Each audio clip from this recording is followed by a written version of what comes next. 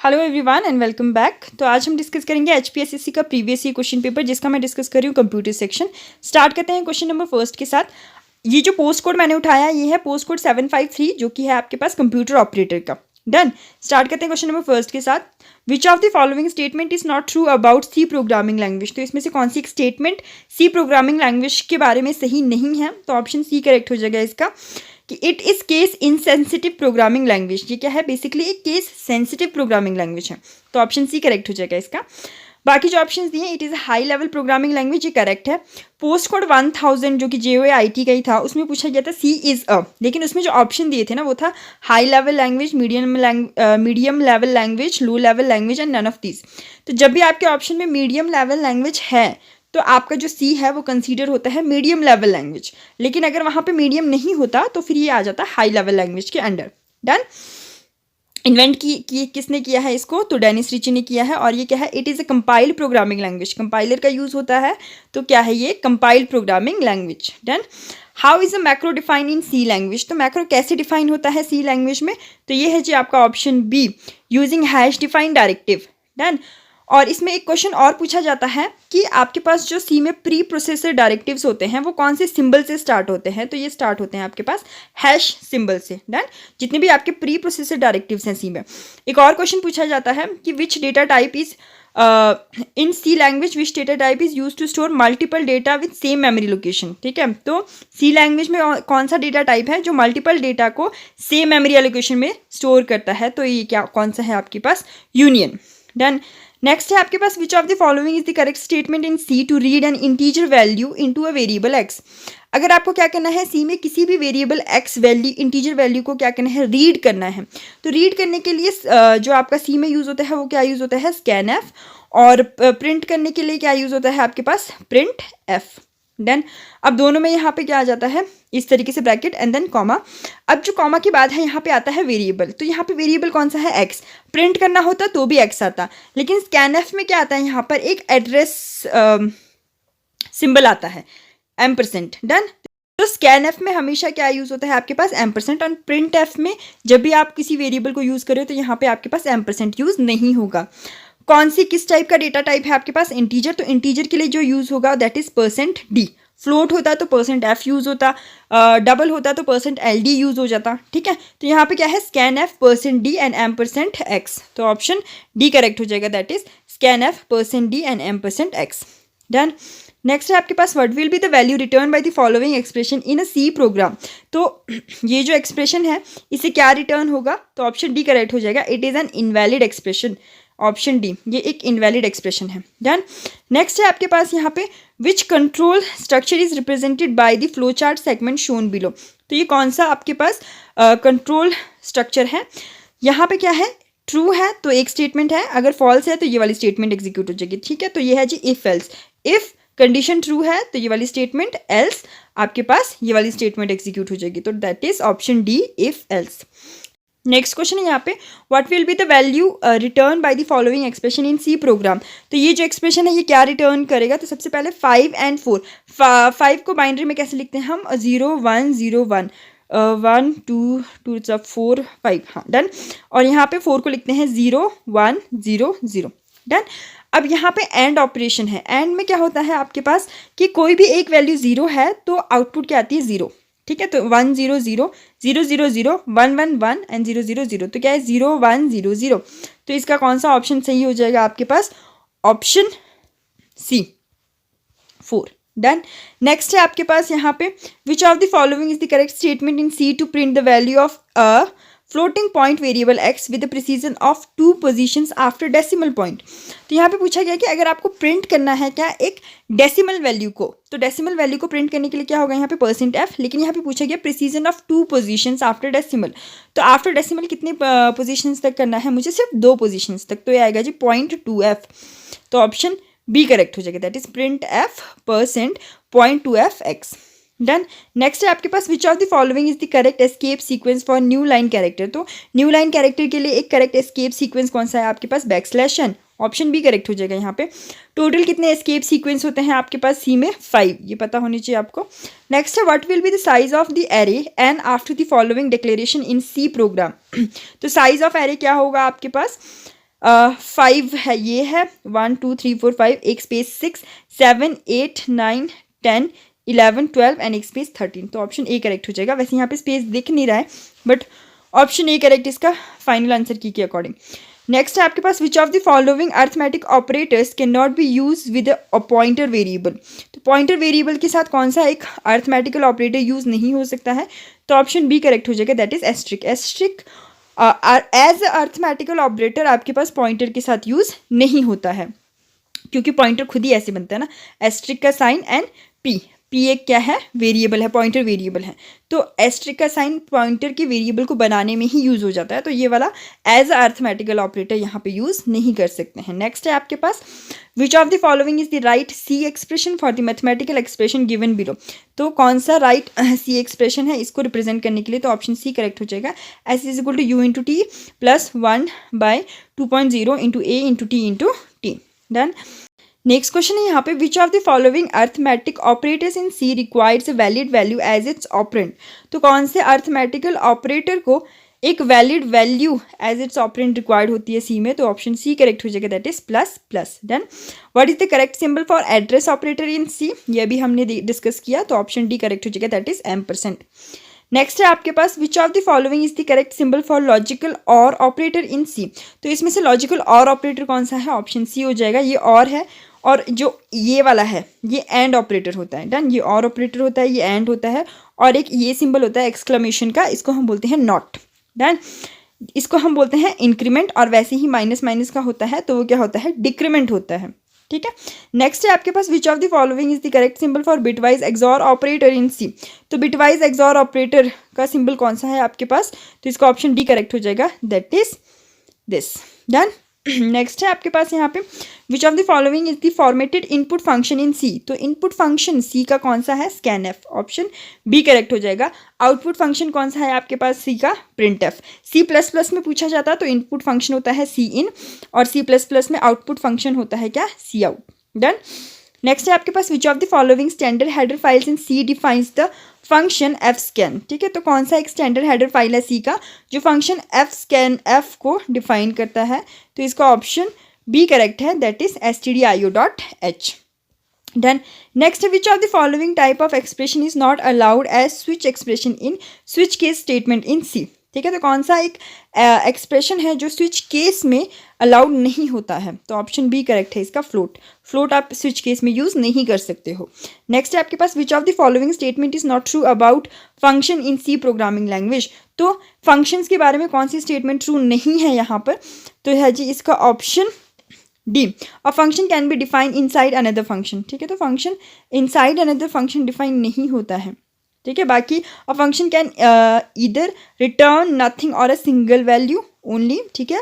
सी sports recursive function दोनों ही correct है आपके पास, रिकर्सिव फंक्शंस होते हैं सी में, और जो आपका फंक्शन है वो कुछ भी रिटर्न कर भी सकता है और कुछ रिटर्न नहीं भी कर सकता है। ठीक है।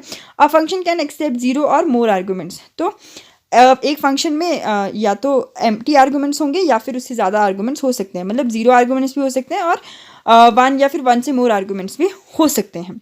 ठीक है।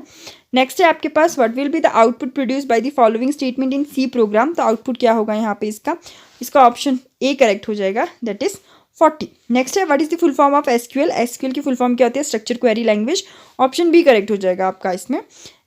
नेक्स्ट क्वेश्चन है यहाँ पे how many layers are there in ANSI SPARC model of database architecture. तो कितने लेयर्स होते हैं इसमें होते हैं जी आपके पास, ऑप्शन बी करेक्ट हो जाएगा, इसमें 3 लेयर्स होते हैं। डन। कौन कौन से लेयर्स होते हैं, physical layer, conceptual layer and external layer. Done. Next question है आपके पास which of the following shapes is use to represent a relationship in ER diagram of a database.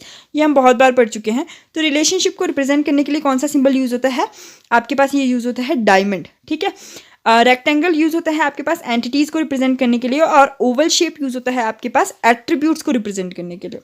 Next है आपके पास a dash key consist of 1 और more columns of a database table use to uniquely identify the record of the table.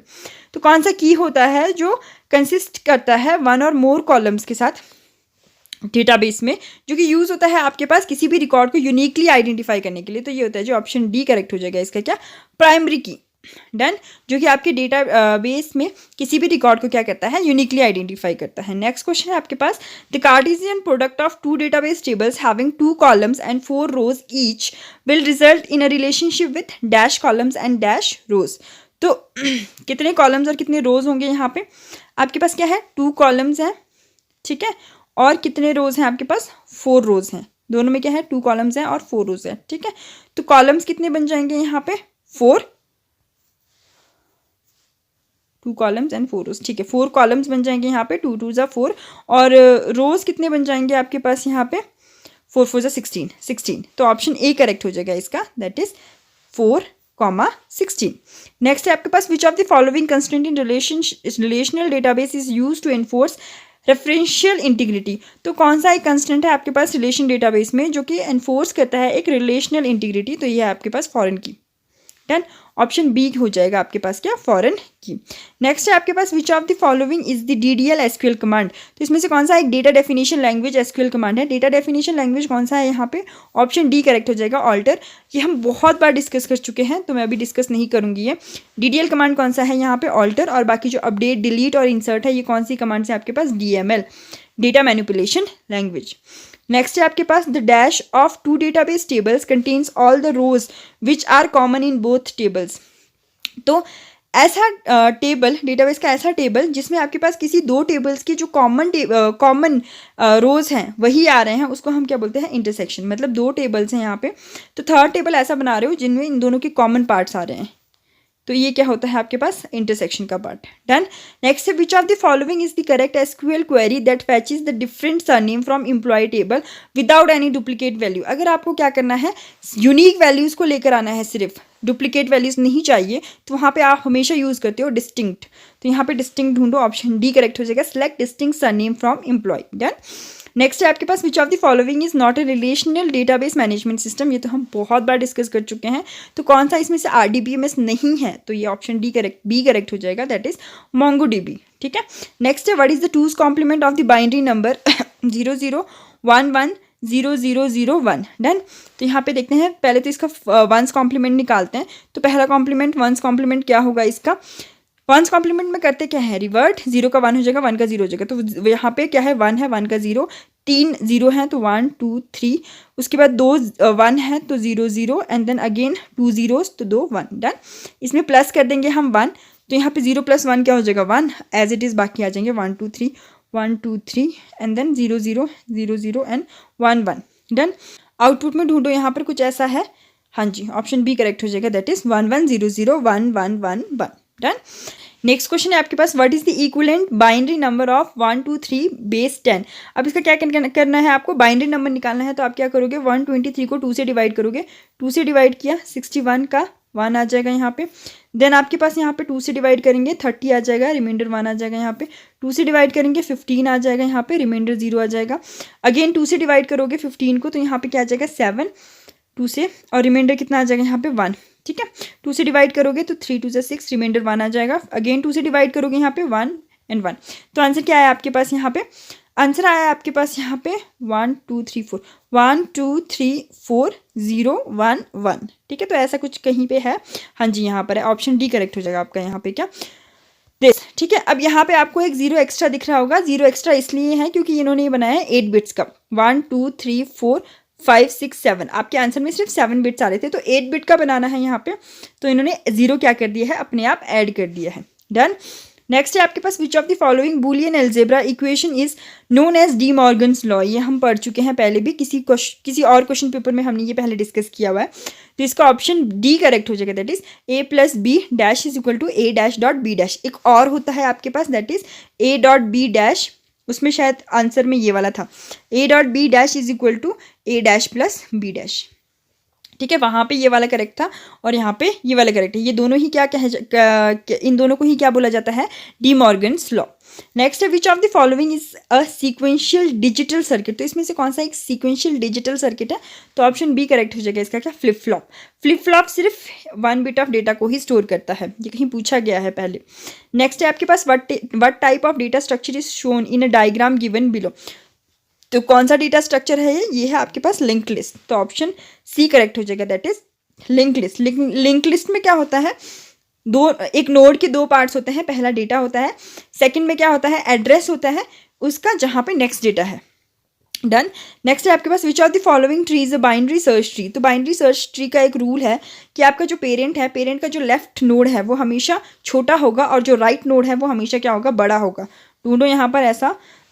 तो 10 का जो left है वो छोटा है, राइट बड़ा है। 6 का लेफ्ट छोटा है, राइट बड़ा है। ठीक है, तो ऑप्शन ए करेक्ट हो जाएगा यहाँ पे। नेक्स्ट है आपके पास how many comparison operations will binary search algorithm take to search the element 6 in an array. कितने यहाँ पे आपके पास बाइनरी सर्च टेक्स लगेंगे। तो यहाँ पे कितना लगेगा, सबसे पहले तो आप देखो कि बाइनरी सर्च एल्गोरिदम में हमेशा डेटा जो होता है वो सॉर्टेड फॉर्म में होता है, ये पहले से ही सॉर्टेड फॉर्म में है। अब यहाँ पे इसको कर दो हाफ पार्ट में डिवाइड, 7 एलिमेंट्स है तो 4 और 3 के पार्ट में डिवाइड हो जाएगा।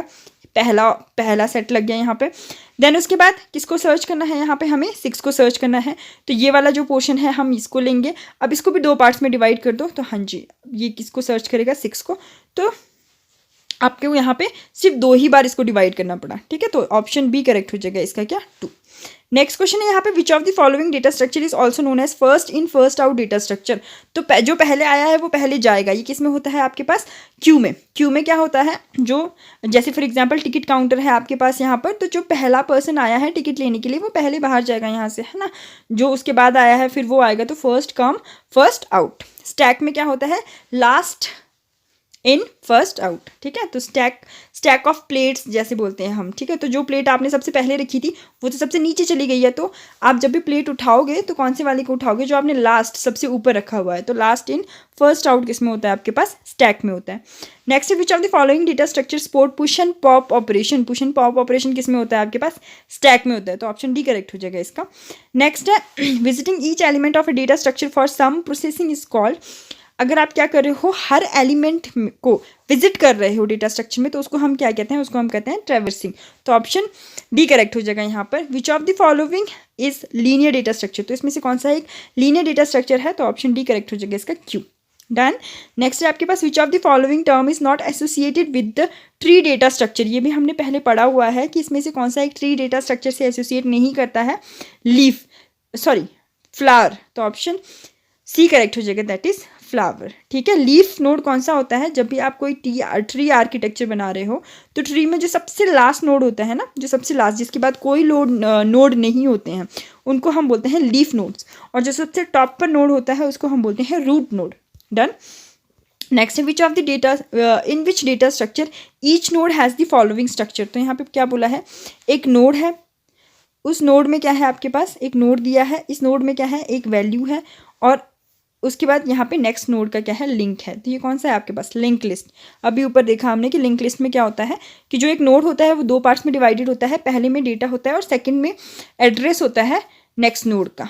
ठीक है, नेक्स्ट है आपके पास यहाँ पे question number 44, how many children does a leaf node of a binary tree have. तो बाइनरी ट्री के जो लीफ नोड होते हैं उसमें कितने चिल्ड्रंस होते हैं, एक भी नहीं होते। जो सबसे लास्ट वाला नोड होता है उसी को तो हम लीफ नोड कहते हैं। तो यहाँ पे क्या आ जाएगा, none. Done, option E correct हो जाएगा। That's all for today's video. मिलते हैं नेक्स्ट वीडियो में with more question. Till then if you like the video don't forget to like, share and subscribe. Thank you for watching.